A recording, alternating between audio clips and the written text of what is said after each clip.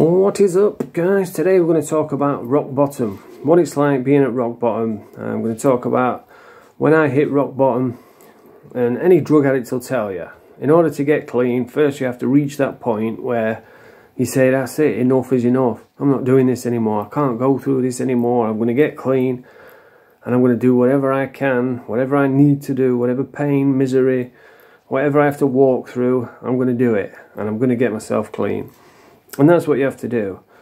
It has to come from within. I mean, there's been plenty of times when I've been thrown in prison and I've been forced into getting clean, and then I've just got out and relapsed, which is why people are a bit cynical with the whole Scotty G thing, because, you know, is he doing it for himself, or is he doing it like to please the smoking sheriff's badge or Paddy Conroy? It has to come from within, and that's what I'm going to talk about today, my rock bottoms. And I've had a lot of them. I've hit more rock bottoms than Dwayne Johnson.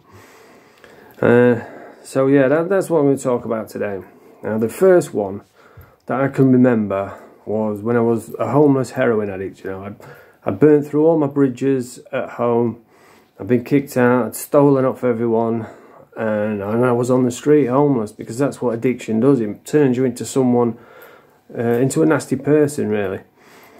And I remember, depending on where I was, in Borby, where I live, in Doncaster, that's where I would sleep. Like, if I were at the far end, I would sneak into the hospital and sleep there. Because it wasn't like it is now, you know, we didn't have an influx of people.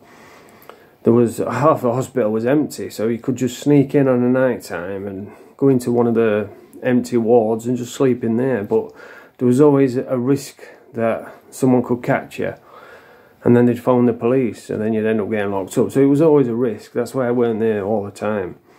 And if it was at this end of Borby, I would sleep in an abandoned psych ward. If it was in the middle, I would sleep, like, I used to sneak on the back of double-decker buses, because the bus station's open all night.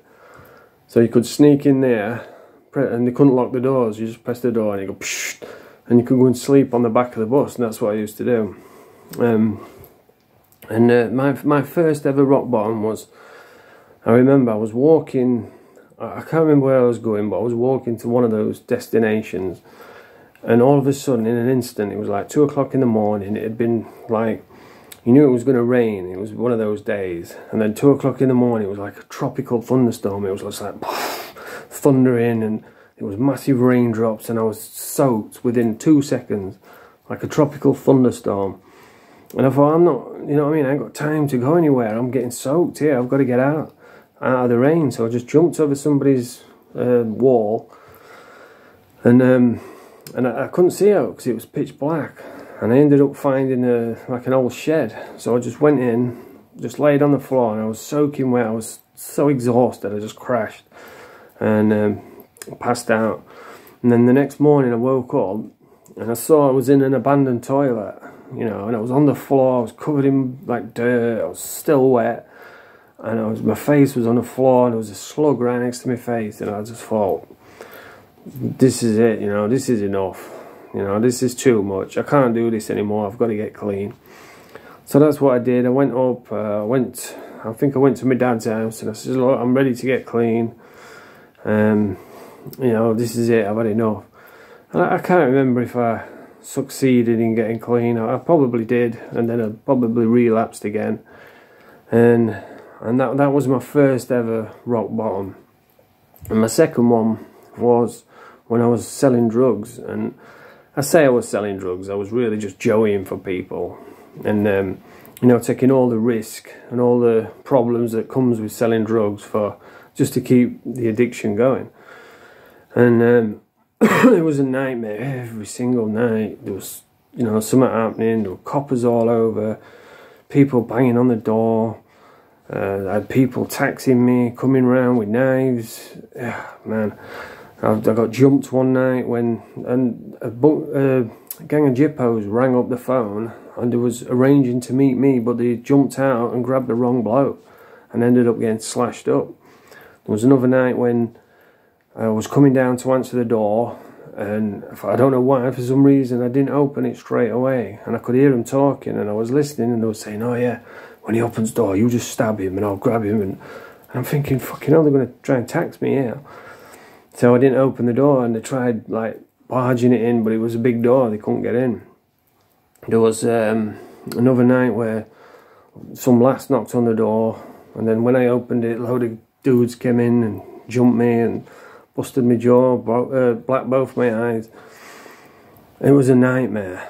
And the rock bottom point came when I was in one night, and I'd only just got my door fixed from where they busted it open.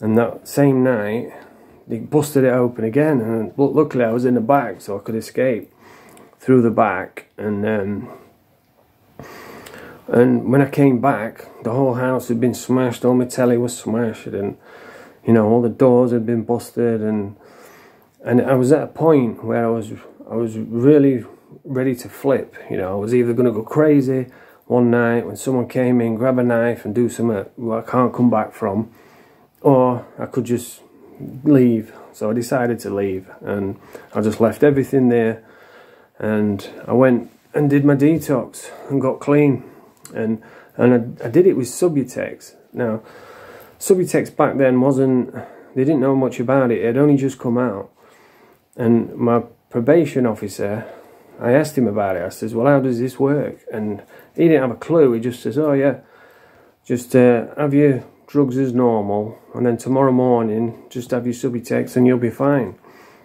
So I says, all right, I'll do that. And that's not the way to do it. The way to do it is you have to wait as long as you can, because it forces you into withdrawal. So, you know, you have to wait like 2 or 3 days before you have it. So I've woke up, I've had these Subutex, and it's like thrown me into a really bad detox straight away.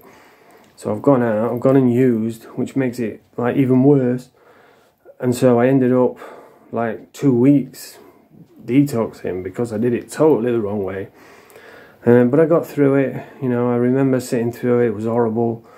And I ended up getting a job. I was working, I rose up through the ranks pretty quick. And I ended up temporary job, and then I got a permanent job, and then another company came and said, oh, we want a good worker, and they put me forward. So I got a job there, but I hated it. It was crap. It was sat at a desk fixing fans, and I was like, man, this is shit. But I don't like quitting jobs, you know. So I went looking for another job whilst I was working there, and I got a job there, and I rose up through the ranks there, and I was in a position, really good money. I was working like 50, 60 hours a week, and I was the guy that closed up. You know, they give me the keys, they give me the code for the alarm, and I'd close up the warehouse. So I was in a good position, and then I met some woman, and she was a narcissistic weirdo, and it was a nightmare. That's one of the reasons I'm still single now, because I can't. That's put me off for life, being with her. She was horrible.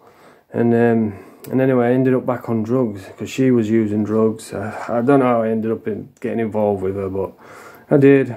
I relapsed and lost everything, you know. I had tens of thousands of pounds in the bank. I'd built up all my respect from my old friends, and it was all gone within like just a few months, and I was back on the floor again, back in the gutter. And that was probably the worst I've ever been, which is what I've just detoxed from. Like the last time I detoxed, I ballooned up in weight. I was really fat. I was an alcoholic. I was on Valium, Xanax, pregabalin, gabapentin, and I was smoking crack every single day. And I hit a point where I was just suicidal, and I just couldn't do it anymore. I just wanted to end my life. I didn't want to be here. And, you know, I felt like everybody hated me. There was people taking photos of me in the street and uploading it to social media so other people could laugh at me. And I was just in a really, really bad state. And that was another rock bottom. And it culminated in me trying to take my own life. And I woke up covered in sick with tablets on the floor because I couldn't get them out. And that's when I had like the realization, okay, that's it. Now's the time. You've got to get clean. And I didn't feel like I had enough time to taper down and, you know, do it properly. And I just didn't have the time. I was dying. I was on over 100 ml of Valium a day, and I was an alcoholic. And every day was a gamble on my life. And So I did it cold turkey, which is not recommended, you know, it can kill you doing it like that. But my thought was, well, I'm dying anyway, so I might as well die fighting, I guess. And I sat through it, and I spoke about it before. It was the worst detox I've ever done. Absolutely horrible. I was hallucinating, and like halfway through, if I could have got up and gone and scored, I probably would have. But I just couldn't. I didn't have no energy. I couldn't get off the bed. But you can't keep still either, so you're just twitching. Oh, it's horrible. You can't sleep. It's an absolute nightmare. But I got through it, you know, and it took weeks, it took months till I started like getting better. And then when you do get clean, that's when you're left with all these feelings, you know, all the emotions that you've suppressed over the years. They all come back with a vengeance. I was left with horrible anxiety. I couldn't even order a pizza because I was worried about the interaction with the delivery guy, even though it's 2 seconds. But I'm getting better now, and that's what brings me to today. You know, I make videos talking about it, documenting my struggles, to show people that there is a way out, because there's no one any worse than I was. And if I can do it cold turkey, then you can do it properly, you know, taper down, do it safely. And there is a way out, and that's why I make the videos. So yeah, that's my few rock bottoms over the years. I've had way more than that, but that's like the ones that stand out. And the message today is, if you're struggling mentally, you know, maybe you feel suicidal, depressed, there is better days. Just keep going forward, keep moving forward, keep trying. You can fail many times, you only have to get it right once.